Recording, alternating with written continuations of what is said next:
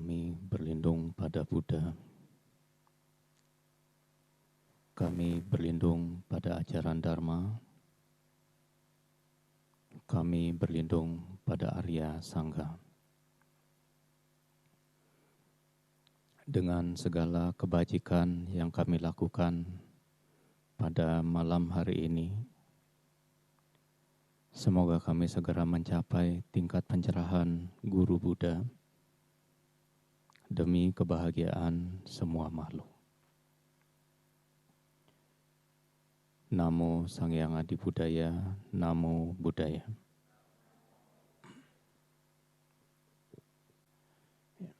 Bapak, Ibu, saudara-saudara yang berbahagia, pada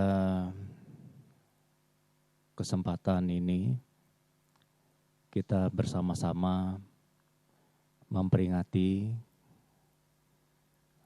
satu peringatan yang sangat penting di dalam tradisi agama Buddha.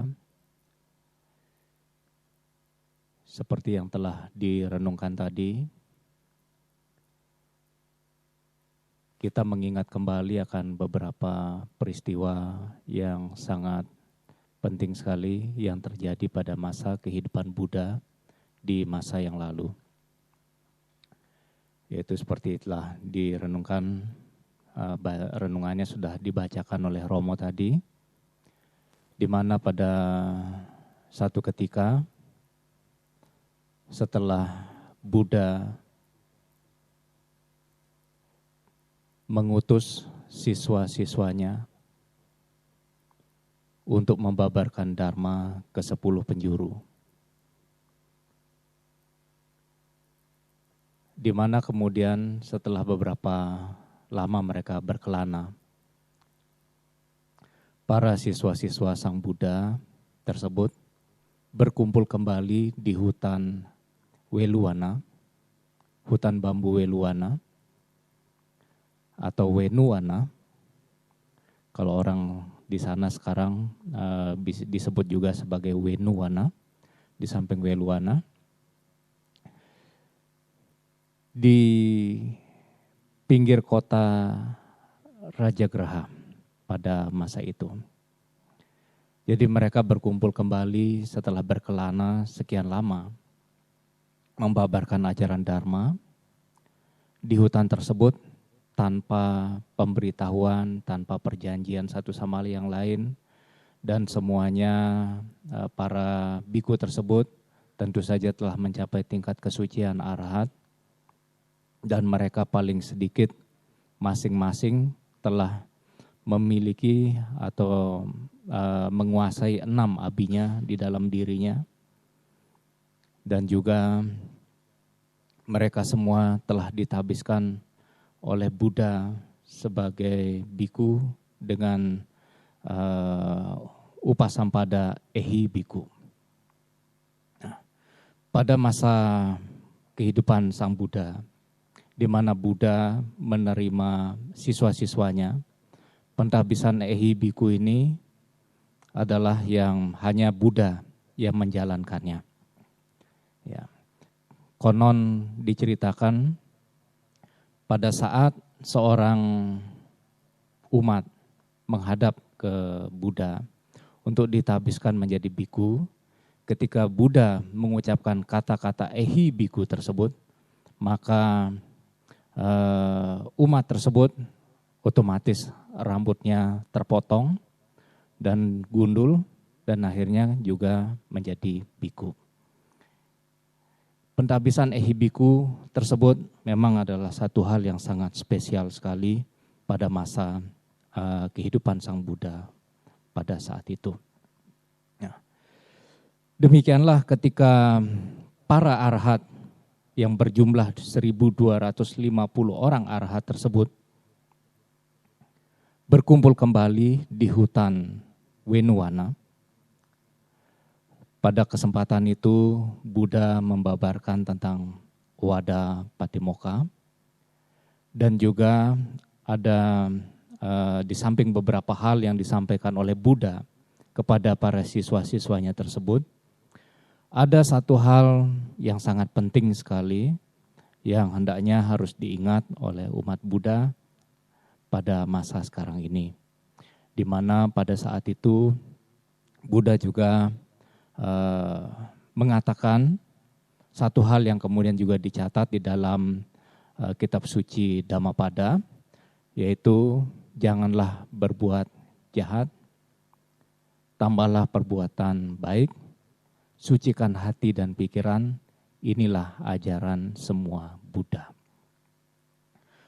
Dari beberapa baris kalimat ini, Bapak Ibu, saudara-saudara sekalian, di sini kita bisa melihat bahwa sebenarnya intisari dari apa yang Buddha sampaikan, sekian banyak yang telah beliau sampaikan ya, dari metode-metode yang beliau ajarkan kepada siswa-siswanya, dari begitu banyak sistem bermeditasi yang beliau ajarkan kepada siswa-siswanya, dari begitu banyak ajaran Dharma dan nasihat-nasihat yang Buddha berikan kepada siswa-siswanya tersebut, apabila dirangkum, apabila kemudian dipersingkat, maka semuanya akan kembali kepada beberapa baris kalimat yang tadi telah saya katakan tersebut.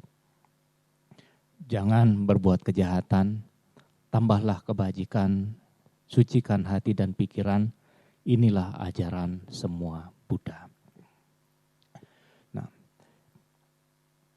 ajaran Dharma memang satu hal yang sangat penting sekali untuk kita jalankan dalam kehidupan sehari-hari. Cuma seiring dengan berjalannya waktu, kita kadangkala memiliki kendala yang semakin berat di dalam melaksanakan ajaran Dharma tersebut. Entah kendala dari dalam diri kita sendiri, maupun kendala yang berada atau berasal dari luar diri kita sendiri. Nah, pada masa kehidupan Sang Buddha, orang yang mendengarkan ajaran Dharma ini tidak perlu banyak-banyak, beberapa baris kalimat saja, mereka yang memiliki satu hubungan karma yang sangat kuat sekali dengan ajaran Dharma ini, dengan Buddha, maka hanya dengan beberapa baris kalimat, mereka telah merealisasi Dharma tersebut di dalam dirinya. Bahkan kemudian bisa mencapai tingkat kesucian. Tidak hanya sotapannya, sakadagami, anagami, maupun tingkat kesucian arahat. Ya. Hanya dengan beberapa baris kata, mereka bisa merealisasi tingkat kesucian di dalam dirinya. Pada masa sekarang ini, orang belajar Dharma. Begitu banyak yang kita baca, begitu banyak yang kita dengar, dan juga kita berusaha untuk mempraktekannya dalam kehidupan sehari-hari. Tapi pencapaian kita dari tingkat kesucian tersebut masih sangat jauh sekali. Masih sangat jauh sekali dari tingkat kesucian, bahkan dari tingkat kesucian yang pertama sekalipun sebagai seorang sotapannya, kita belum mampu untuk meraihnya dalam kondisi kita saat ini. Tentu saja, ini menimbulkan satu pertanyaan di dalam diri kita. Kenapa orang pada masa yang lalu begitu mudah atau terkesan begitu mudah untuk mencapai tingkat kesucian, ya, seperti halnya salah satu siswa Sang Buddha, ya, Sariputra, beliau hanya mendengarkan beberapa baris kalimat yang diucapkan oleh Yang Arya Bante Asaji, beliau telah merealisasi tingkat sotapannya. Demikian juga ketika Buddha pertama kali membabarkan ajaran Dharma di Taman Rusa Isipatana. Ketika Buddha membabarkan Dhammacakkappavattana Sutra, saat itu para pertapa ya, mencapai tingkat kesucian arhat. Ada 5 orang pertapa saat itu. Yang pertama mencapai tingkat kesucian arhat adalah Kondanya. Nah, seiring dengan berjalannya waktu, kembali saya katakan, orang semakin sulit untuk merealisasi tingkat kesucian dalam kehidupan ini. Orang semakin sulit untuk mencapai kebahagiaan yang sejati dalam kehidupan ini. Sampai beberapa waktu yang lalu, guru saya pernah mengatakan,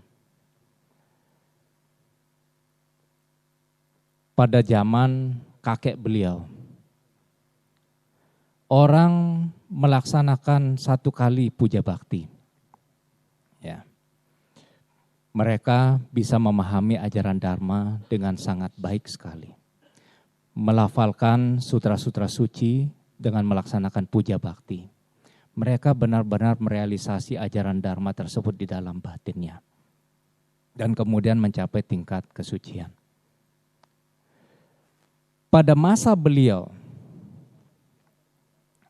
guru-guru beliau setelah beberapa kali merenungkan ajaran Dharma dan berlatih secara intensif selama berbulan-bulan di satu tempat, akhirnya mereka juga bisa merealisasi ajaran Dharma tersebut di dalam dirinya.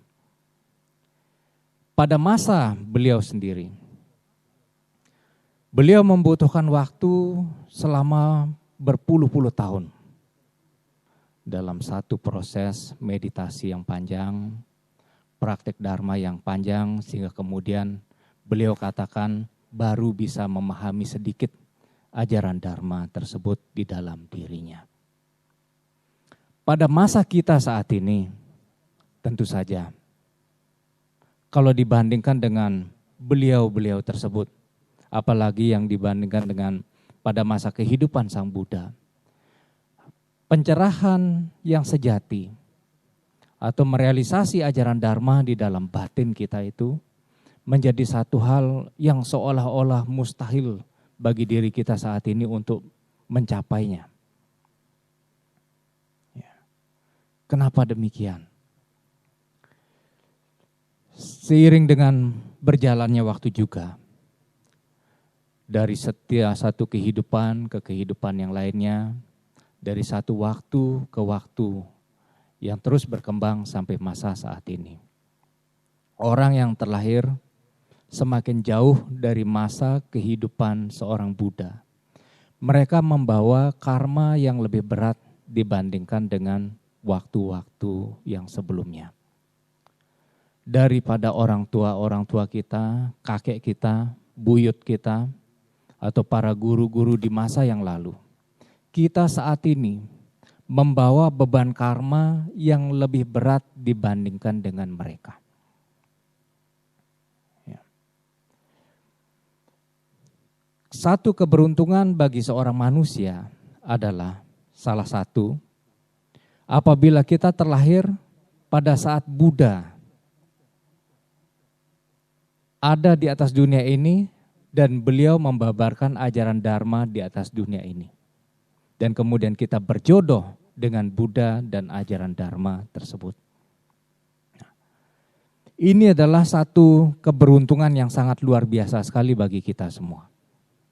Bagi seseorang yang terlahir pada masa kehidupan Sang Buddha, di mana Buddha saat itu menyampaikan ajaran Dharma, dan mereka berjodoh dengan Buddha dan ajaran Dharma tersebut, maka mereka akan bisa terbebaskan dari samsara. Semakin ke depan, ya, beban karma yang dibawa oleh mereka-mereka yang terlahir semakin jauh dari masa kehidupan Sang Buddha. Ini membawa beban karma yang lebih berat dibandingkan dengan waktu-waktu sebelumnya. Ya. Jadi secara otomatis rintangan karma yang kita miliki di dalam mempelajari, memahami dan mempraktekkan ajaran Dharma tersebut menjadi semakin banyak, menjadi semakin bervariasi. Pada zaman dulu, orang tidak terlalu banyak yang dipikirkan. Tantangan untuk mencari nafkah saja misalnya, dalam kehidupan yang lalu atau waktu-waktu yang sebelumnya tidaklah sesusah seperti kehidupan kita saat ini. Persaingan semakin ketat, ya. Orang zaman dulu sekolah SD saja sudah bisa menjadi pejabat, ya, setingkat menteri misalnya, bisa menjadi dirjen, bisa menjadi bupati. Tapi zaman sekarang jangan harap. Sekolah S2, S3 belum tentu juga mereka bisa dapat kerjaan. Sama halnya juga dengan belajar dan mempraktekkan ajaran Dharma. Zaman sekarang ini, di mana zamannya orang ingin mendapatkan sesuatu dengan cepat, hasil yang cepat. Zamannya di mana seseorang ingin meraih hasil yang instan dalam kehidupan sekarang ini. Dan mereka berupaya untuk meraih itu semua dengan berbagai macam cara. Dan ini juga merupakan salah satu rintangan yang paling nyata dalam kehidupan kita saat ini. Ya. Orang belajar Dharma, mempraktekkan ajaran Dharma, mereka menginginkan satu hasil yang cepat untuk mendapatkan kesempurnaan dalam kehidupannya. Untuk meraih kebahagiaan yang sejati, untuk merealisasi ajaran Dharma tersebut di dalam batinnya, mereka berbagai macam upaya dilakukan untuk merealisasi hal tersebut. Dari beberapa waktu yang lalu, kita mendengar ya ada satu cara untuk membuka cakra seseorang, di mana kemudian seseorang kemudian akan bisa belajar ajaran Dharma dan bisa memahami ajaran Dharma itu dengan seketika setelah cakra mahkota, cakra tenggorokan, cakra hati mereka bisa terbuka. Ya. Metode-metode yang sejenis juga pada masa sekarang ini semakin banyak dan semakin berkembang. Yang kesemuanya kemudian adalah sangat disayangkan, tidak sepenuhnya bisa sejalan dengan ajaran Dharma yang secara nyata sebenarnya sudah sangat jelas sekali akan membawa satu pencerahan yang sejati bagi diri kita.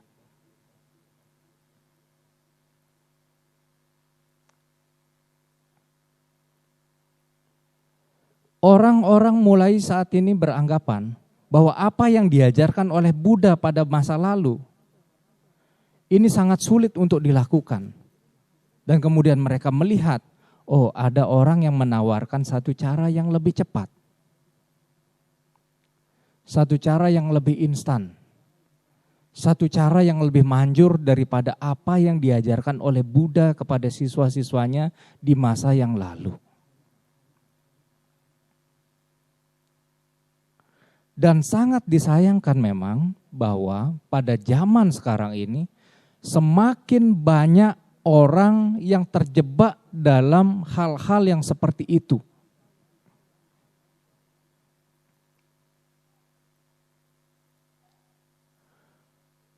Untuk bisa merealisasi satu kebahagiaan yang sejati di dalam kehidupan kita.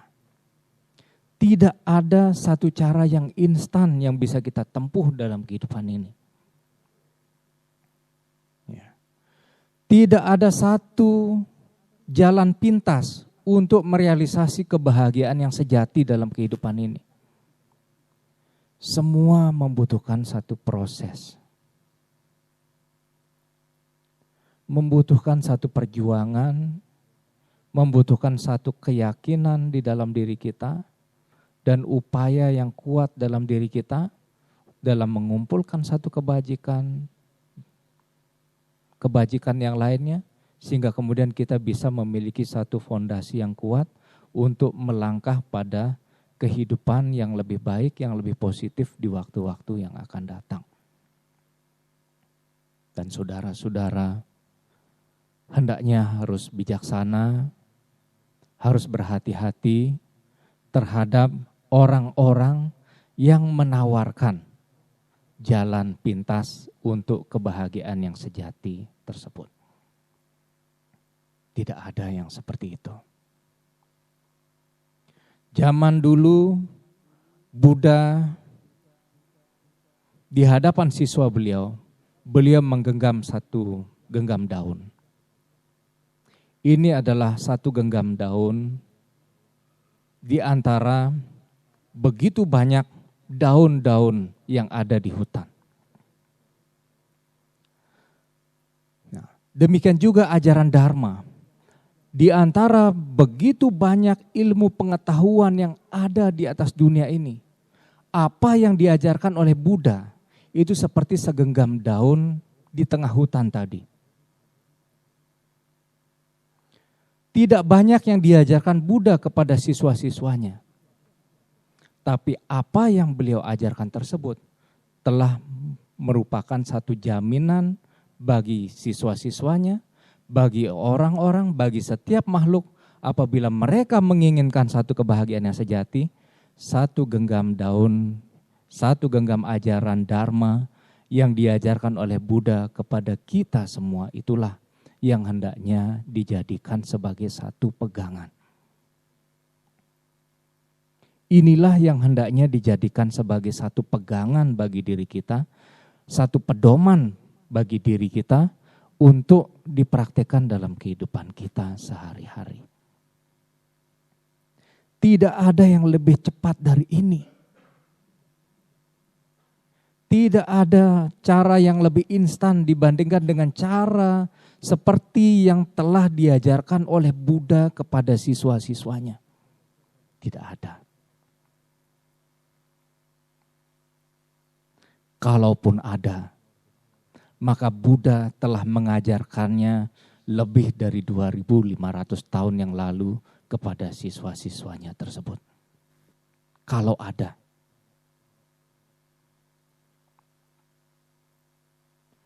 Jadi saudara jangan terjebak pada hal-hal yang berada di luar konteks dari ajaran Dharma yang telah diajarkan Buddha kepada kita. Sangat mudah sekali dan sangat simpel. Buddha mengajarkan kepada kita, jangan berbuat kejahatan, tambahlah kebajikan, sucikan hati dan pikiran. Itu semua ajaran Buddha. Buddha tidak mengajarkan kepada diri kita untuk merealisasi kebahagiaan yang sejati dengan cara yang instan. Dengan membuka cakra dan lain sebagainya. Sekali lagi saya sampaikan, kalau itu benar adanya, maka Buddha telah mengajarkan itu lebih dari 2.500 tahun yang lalu kepada siswa-siswanya. Tapi Buddha tidak pernah mengajarkan hal tersebut kepada siswa-siswanya. Di dalam kitab suci Tripitaka, hal-hal yang seperti itu tidak pernah kita lihat, tidak pernah kita baca, dan tidak pernah kita dengar. Tapi sekarang ini, kembali saya katakan, orang memiliki kecenderungan untuk meraih hasil yang instan di dalam hidupnya. Ini yang menjadi satu problem dari praktisi Dharma pada masa sekarang ini.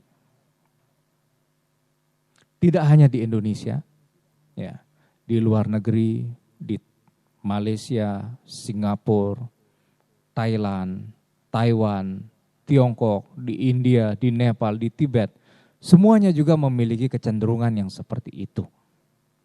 Tapi di masing-masing tempat memiliki kadar berat ringannya itu sendiri-sendiri. Tapi di Indonesia, saya lihat di sini tergolong parah. Karena apa? Karena segala macam aliran-aliran yang di luar negeri, Ya.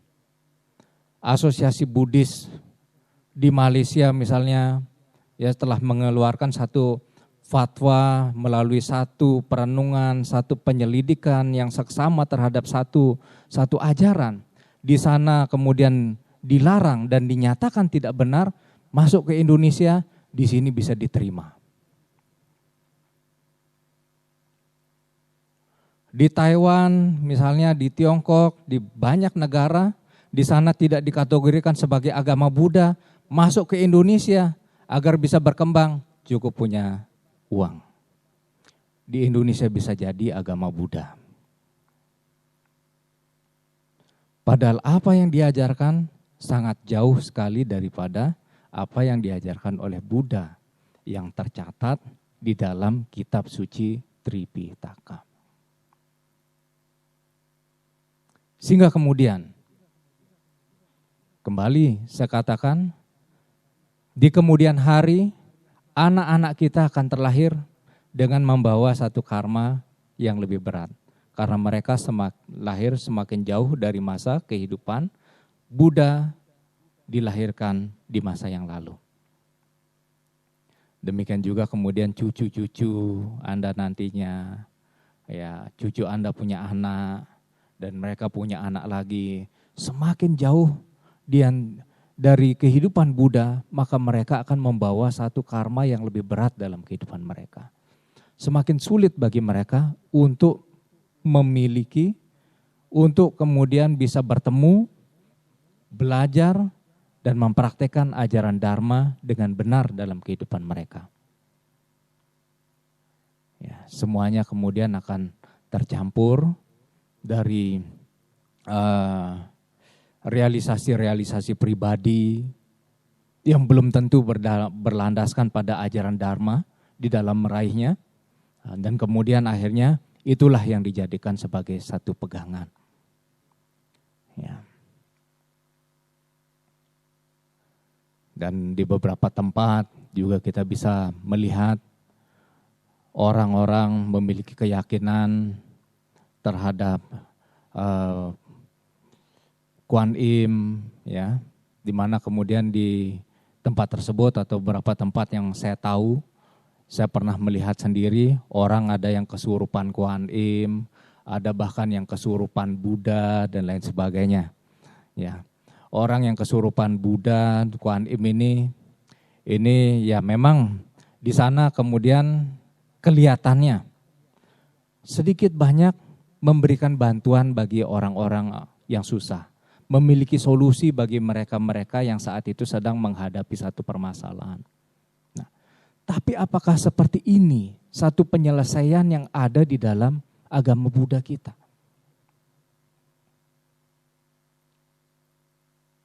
Inilah yang harus kita amati.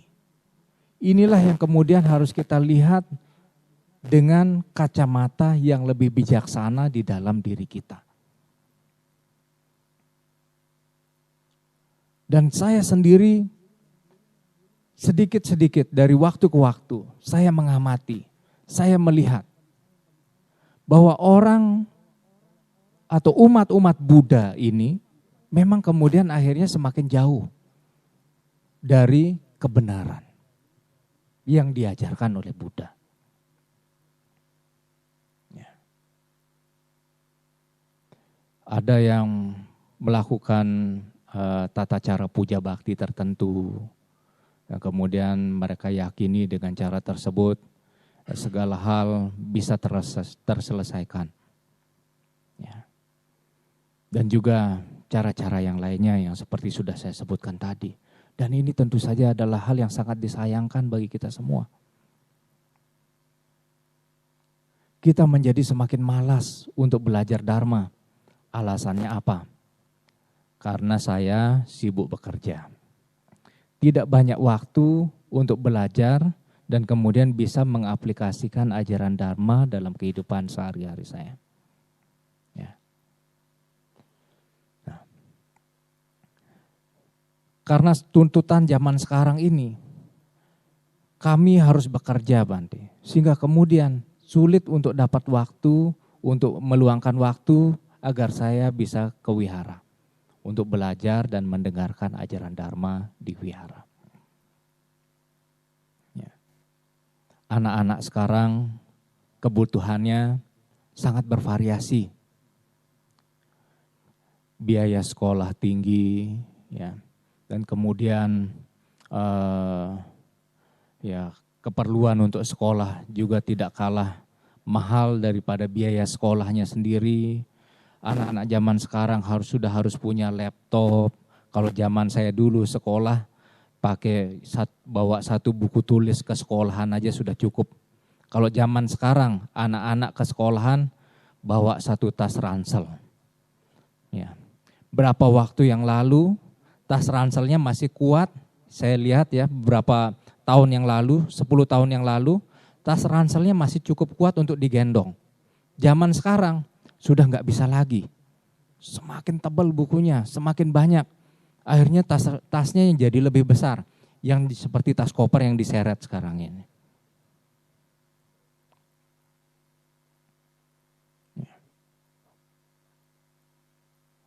Pulang dari sekolah harus les ini, les itu, segala macam.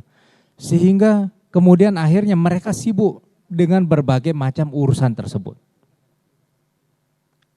Dan akhirnya ujung-ujungnya, ya seperti yang saya katakan tadi, bahwa kita semakin sulit untuk meluangkan waktu di dalam upaya meraih kebahagiaan yang sejati dalam kehidupan kita. Keseimbangan antara kehidupan duniawi dan kehidupan spiritual kita menjadi semakin jauh. Tidak seimbang lagi. Kehidupan duniawinya tuntutannya segini, kehidupan spiritualnya akhirnya sangat jauh sekali di bawah. Sehingga mereka kemudian patokan kebahagiaan tersebut adalah bagaimana kemudian mereka bisa memiliki kekayaan duniawi yang cukup dalam dirinya. Tapi kekayaan spiritual dalam dirinya menjadi terabaikan. Dan akhirnya kemudian ini berdampak dalam kehidupan kita. Mencapai kehidupan sosial yang tinggi, menjadi orang yang semakin kaya, semakin makmur, apakah menyelesaikan permasalahan? Ternyata tidak. Kepuasan tersebut tidak pernah tumbuh di dalam batin kita. Karena kepuasan itu kita pelajari di dalam satu metode spiritual. Sedangkan tingkat spiritual kita sekarang ini ada sangat bawah sekali. Semakin jauh tertinggal. Sehingga kita semakin sulit untuk memahami apa sih yang namanya kepuasan itu. Sedangkan kepuasan itu merupakan satu mimpi yang hanya ada di dalam angan-angan kita. Tidak bisa kita realisasikan dalam kehidupan kita sehari-hari. Kita saat ini menginginkan hasil yang memiliki satu target dalam kehidupan kita. Saya ingin mencapai hasil yang seperti ini dalam bisnis saya, sehingga kemudian kelak di kemudian hari saya akan bisa cepat untuk pensiun dan akhirnya bisa dengan tekun untuk melatih diri di jalan spiritual. Yang terjadi kemudian adalah tidak pernah berhenti-berhenti. Punya satu bisnis, buka bisnis yang lainnya. Sudah punya 2, akhirnya buka 3. Punya 3, buka lagi 1. Kelihatannya ini satu hal ini prospeknya cukup menguntungkan, buka lagi. Dan akhirnya menjadi konglomerat. Ujung-ujungnya juga menjadi semakin sulit untuk meluangkan waktu.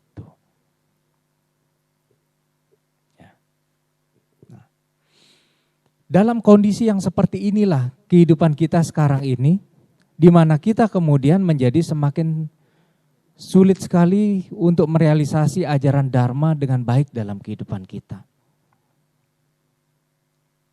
Meskipun hal ini juga dialami oleh mereka-mereka yang berada di belahan dunia yang lainnya. Katakan saja seperti di Nepal atau di India. Tapi di sana mereka masih cukup beruntung. Ada masih banyak orang-orang yang dengan tekun melatih diri sehingga mereka merealisasi dharma di dalam batinnya. Dan mereka berkumpul berkenalan dengan orang-orang yang seperti itu. Kasus-kasus seperti apa yang ada di negara kita ini, di sana sangat kecil sekali. Meskipun ada. Seperti di Nepal beberapa waktu yang lalu, ada seorang anak yang katanya meditasi selama berbulan-bulan, bertahun-tahun di satu tempat. Dan mereka yakini sebagai sebagai Buddha hidup katanya.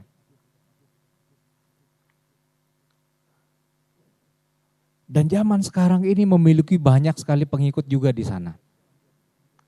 Nah, cuma di sana kemudian mereka memiliki perbandingan-perbandingan dengan guru-guru yang lainnya. Ya, seperti akhirnya kemudian karena tidak sungguh-sungguh merealisasi ajaran Dharma dengan cara yang benar, akhirnya permasalahan demi permasalahan timbul di dalam kehidupan mereka. Ada kasus penganiayaan misalnya, atau kasus yang lain-lainnya yang berhubungan dengan keuangan, dan lain sebagainya. Dan itu muncul satu demi satu, dan sehingga akhirnya orang melihat kebenaran dan bisa membandingkan itu dengan guru-guru yang sederhana, yang punya kebijaksanaan dalam kehidupan mereka, dan akhirnya mereka kemudian bisa belajar dan kembali menemukan ajaran Dharma dalam kehidupan mereka. Tapi di sini tidak seperti di Nepal.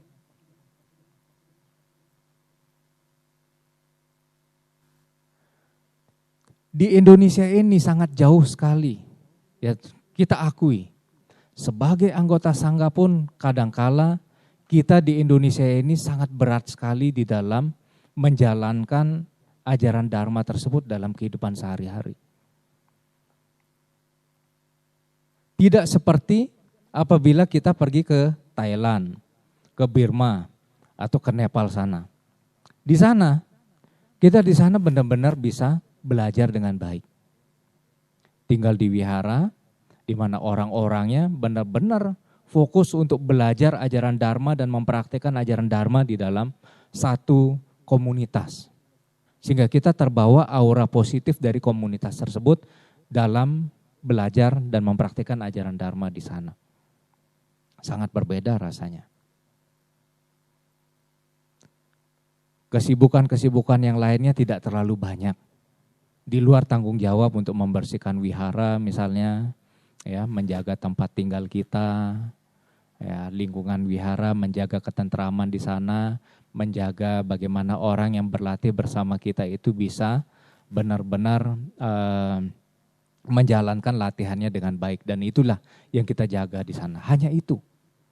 Kalau di Indonesia, jadi anggota sangga itu ibaratnya jadi Superman aja masih kalah. Semua umat Buddha dari hal yang paling kecil sampai urusan yang paling besar, banyak yang masih bergantung pada anggota sangga.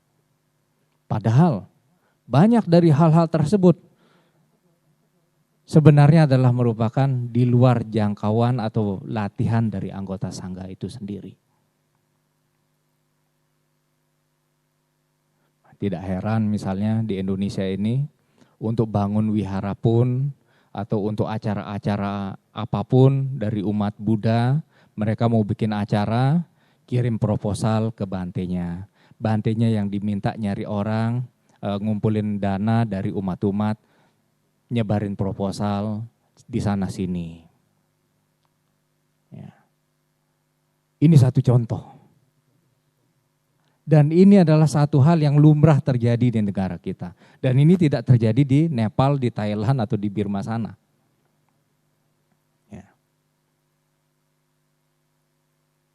Dan masih banyak hal-hal yang lainnya.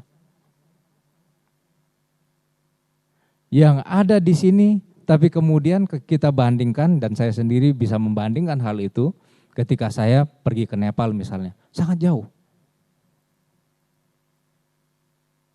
Di sana kita tidak disibukkan dengan hal-hal yang seperti itu.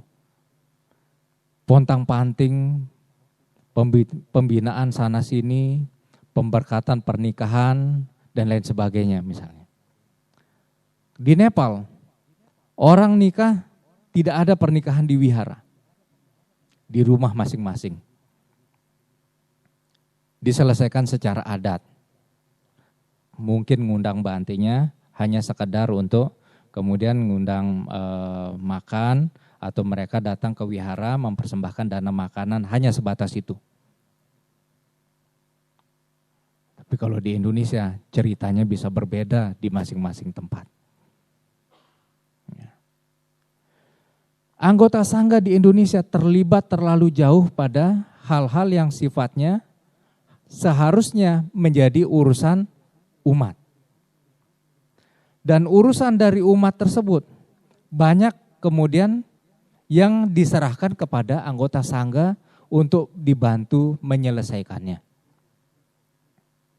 Sehingga kemudian anggota sangga sendiri pun menjadi sibuk. Banyak di antara anggota sangga kita kebingungan saat ini. Ada satu orang suhu, saya tahu, ya, untuk program anak asuh ini itu di beberapa tempat, di Lampung dan lain sebagainya. 1 tahun sekarang ini dia harus mengumpulkan dana, ya, diminta oleh umat proposal untuk mengumpulkan dana paling sedikit 800 juta misalnya. Jadi akhirnya sepanjang tahun itu dia pontang-panting sana sini. Bawa proposal. Nyari duit sana sini, bawa proposal untuk program-program tersebut. Tapi apa mau dikata, memang kondisinya di sini seperti itu. Di sisi yang lain, tuntutan umat Buddha untuk anggota sangga yang memiliki kualitas tidak hanya di dalam kualitas pemahaman dharmanya, dan juga kemudian bisa membimbing umat tersebut di jalan dharma, itu juga sangat tinggi. Umat Buddha memiliki tuntutan yang sangat tinggi sekali kepada anggota sangganya. Apalagi di Indonesia ini. Anggota sangga di Indonesia tidak boleh salah. Tidak boleh salah sedikit. Langsung seluruh jari telunjuk akan menunjuk pada dia. Apa yang gak beres, akhirnya semua kembali pada anggota sangga tersebut. Dan inilah yang terjadi. Makanya tugas Superman di Indonesia itu masih kalah sama tugas anggota sangga, kalau saya katakan. Di sisi yang lain, mereka dibebani oleh begitu banyak hal-hal yang tidak seharusnya menjadi beban mereka. Bayangkan kalau sampai saya disuruh pontang-panting sana sini bawa proposal nyari dana 800 juta tersebut seluruh Indonesia, saya angkat tangan deh. Benar.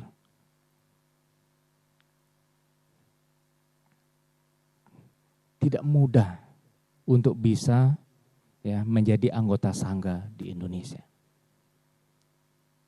Tidak mudah, saudara-saudara. Dan kemudian akhirnya dampaknya kembali pada komunitas umat Buddha di Indonesia secara keseluruhan. Di satu sisi anggota sangganya tidak memiliki cukup banyak waktu bagi mereka untuk melatih dirinya. Di sisi yang lain kemudian akhirnya pembinaan terhadap umat Buddha tersebut menjadi semakin terbengkalai juga. Dan ini adalah merupakan satu efek domino yang terjadi. Satu jatuh yang akhirnya kemudian mengikuti, yang lain-lain juga akhirnya menjadi bermasalah. Nah, kita saat ini berusaha untuk mempertahankan apa yang ada saja. Saya pribadi tidak mau terlalu banyak, nggak mau neko-neko, tidak terlalu banyak tuntutan. Ya. Dan ini juga menjadi satu pelajaran bagi kita semua, khususnya umat Buddha. Karena saya sendiri juga pernah mengalami kondisi seperti itu dan kurang lebihnya. Di Indonesia ini, saya pernah memiliki satu pengalaman seperti ini. Ada umat mau ngajak saya untuk jalan-jalan ke Eropa. Saya bilang, kasih saya duitnya aja. Duitnya akan saya pakai untuk saya retreat di Nepal. Dia enggak kasih. Dia lebih memilih untuk membawa saya jalan-jalan ke Eropa daripada saya pakai duitnya untuk pergi ke Nepal dan saya bisa tinggal di sana selama beberapa bulan dengan uang untuk jalan-jalan ke Eropa tersebut. Ini yang terjadi di Indonesia. Nah, jadi kembali pada makna dari Magga Puja itu sendiri. Ya. Dalam masa kehidupan Sang Buddha pada masa yang lalu, orang-orang begitu mudah yang berjodoh dengan Buddha, begitu mudah untuk merealisasi ajaran Dharma dan mencapai tingkat kesucian dalam kehidupan mereka. Dan kemudian mereka akhirnya bisa bermanfaat bagi makhluk lainnya juga. Ini adalah satu hal yang hendaknya menjadi pelajaran yang bisa kita petik dari Magga Puja ini.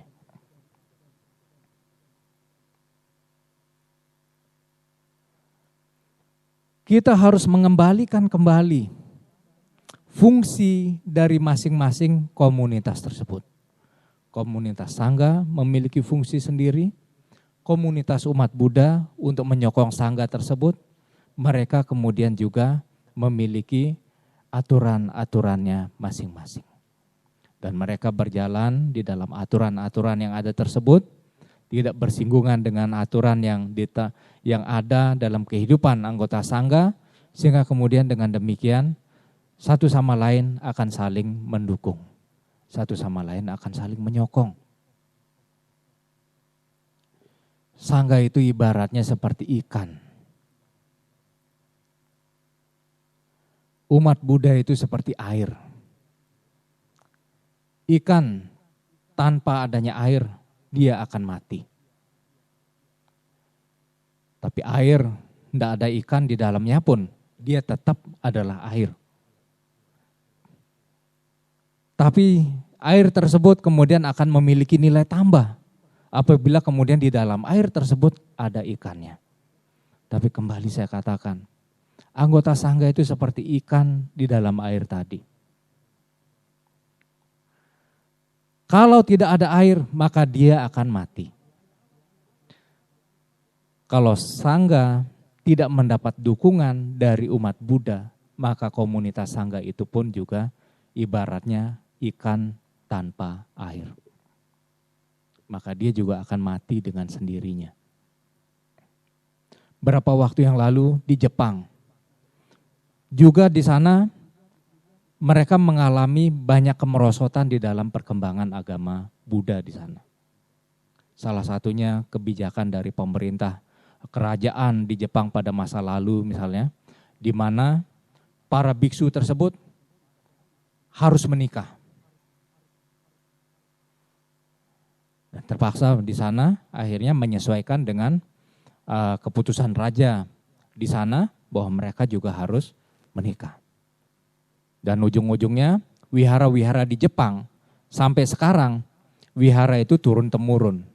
Dari bapak jadi biksu wariskan ke anaknya yang biksu juga. Demikian juga nantinya cucunya jadi biksu jadi kepala wihara di sana. Ini yang terjadi.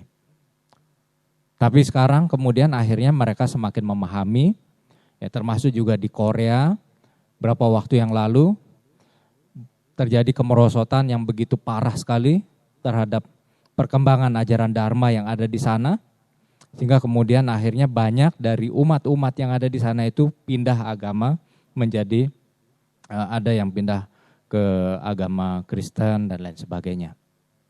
Tapi sekarang pelan-pelan kembali sudah bisa menjadi lebih baik lagi dibandingkan dengan waktu-waktu yang sebelumnya. Nah, kita berharap bahwa ini akan menjadi satu pelajaran bagi diri kita sendiri. Jangan menjadi patah semangat dalam segala kondisi yang ada, ya. Umat Buddha harus juga bisa memilah-milah mana ajaran Dharma yang benar-benar diajarkan oleh Buddha dan akan menjamin kita apabila kita mempraktekannya akan membawa kita pada hasil yang baik di kemudian hari dalam kehidupan kita, menjadikan diri kita memiliki kualitas untuk meraih kebahagiaan yang sejati dalam hidup ini. Dengan manakah ajaran yang hanya sifatnya penghiburan semata. Ini yang harus Anda bijaksana, karena kita tidak bisa mengontrol terlalu jauh ya dalam kehidupan umat Buddha tersebut. Arus informasi sekarang ini begitu cepat. Nah, apa yang timbul, apa yang ada, ajaran-ajaran yang baru kita dengar yang sedikit agak aneh, umat Buddha boleh datang ke wihara untuk bertanya pada Bante, bertanya pada anggota sangga yang ada di wihara atau kepada para romo yang ada di wihara misalnya. Ya, dengan demikian ya kita juga tentunya akan berusaha dengan maksimal dengan segala kondisi yang ada di sini untuk bisa memberikan yang terbaik bagi umat Buddha. Sehingga kemudian akhirnya air dan ikan tersebut menjadi satu hal yang harmonis. Nah, mungkin hanya itu yang dapat kami sampaikan pada kesempatan ini. Semoga ini bisa menjadi satu pelajaran yang sangat berharga bagi kita, sehingga kita bisa melatih diri kita dengan lebih baik dalam kehidupan kita sehari-hari. Ya, akhir kata, salam dalam Dharma, Namo Sang Hyang Adi Budaya, Namo Buddhaya.